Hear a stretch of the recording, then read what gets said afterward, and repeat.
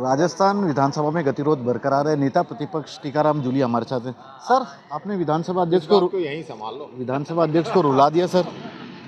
देखिए, मैं समझता हूँ उनका भावुक होना हमें भी थोड़ा अच्छा नहीं लगा। उनको भावुक नहीं होना चाहिए। सदन में गतिरोध कई बार इस प्रकार का बन जाता है, लेकिन जो स्थिति यहाँ पे चल रही है वो नहीं होनी चाहिए। इस प्रकार से सत्ता पक्ष को जो है अहंकार, घमंड, मद के अंदर चूर नहीं होना चाहिए। सदन चलाने की जिम्मेदारी है, हम सबकी साझा जिम्मेदारी है। राजस्थान की जनता के प्रति जवाबदेही है, उस पर हम अपनी बात कहें। यहाँ के बजट चल रहा है, अब आप ये देखिए बजट का व्यय भी अभी तक नहीं आया है। जनता को पता ही नहीं है बजट में आया क्या है, और ये गतिरोध इन लोगों ने पैदा कर दिया, क्योंकि बजट में कुछ था ही नहीं।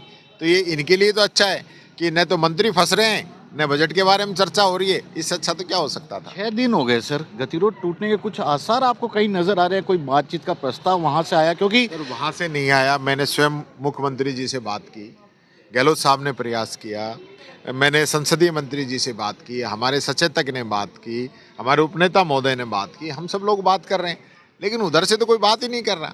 तो ऐसे थोड़ी ना होता है, ताली तो दोनों हाथों से ही बजेगी, एक हाथ से तो कैसे।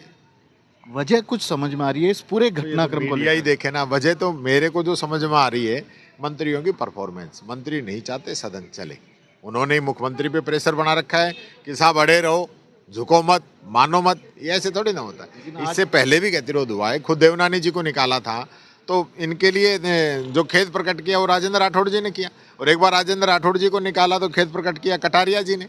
एक बार और ऐसी स्थिति हुई, ज़्यादा हो गई, तो सत्ता पक्ष की तरफ से गहलोत जी ने किया, विपक्ष की तरफ से वसुंधरा जी ने किया। चलिए सर, शुरुआत आज आपसे ही, अब मैं ये पूछ रहा हूँ, आप ही एक बार पहल करेंगे तो किस तरह का यहाँ पर होना चाहिए, क्या हो सकता है?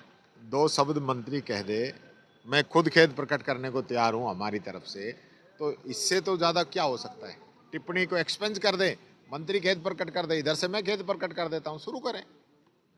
नेता प्रतिपक्ष टीकाराम जूली जो साफ तौर पे बता रहे हैं कि गतिरोध की वजह क्या है, किस तरह का ये पूरा गतिरोध है, और अब यदि दोनों तरफ से खेद प्रकट कर दिया जाता है तो ये मामला खत्म हो सकता है, लेकिन सत्ता पक्ष को ही पहल करनी पड़ेगी। और कांग्रेस के तमाम विधायक यहाँ पर आज एक बार फिर से मौजूद हैं और विधानसभा के मुख्य द्वार के पास, जैसा ये आप देख सकते हैं कि ये विधानसभा का पश्चिमी द्वार है, 6 नंबर गेट है, और यहाँ पर सुरक्षा व्यवस्था के कड़े इंतजाम हैं, क्योंकि 6 जो कांग्रेस के विधायक निलंबित किए गए हैं उन्हें विधानसभा के अंदर जाने की इजाज़त नहीं है, जबकि कांग्रेस के तमाम विधायक चाहते हैं कि सभी विधायकों को अंदर जाने की अनुमति मिले। बस यहीं पर गतिरोध बरकरार है कि पहल कौन करे, माफ़ी मांगने की पहल कौन करे, और इसी को लेकर यह पूरा मामला भी अटकता नज़र आ रहा है। फिलहाल तो नेता प्रतिपक्ष की ओर से एक बड़ा बयान सामने आया है इस पूरे गतिरोध को तोड़ने के लिए। उन्होंने कहा है कि यदि मंत्री अपने बयान के लिए माफ़ी मांग ले, सदन में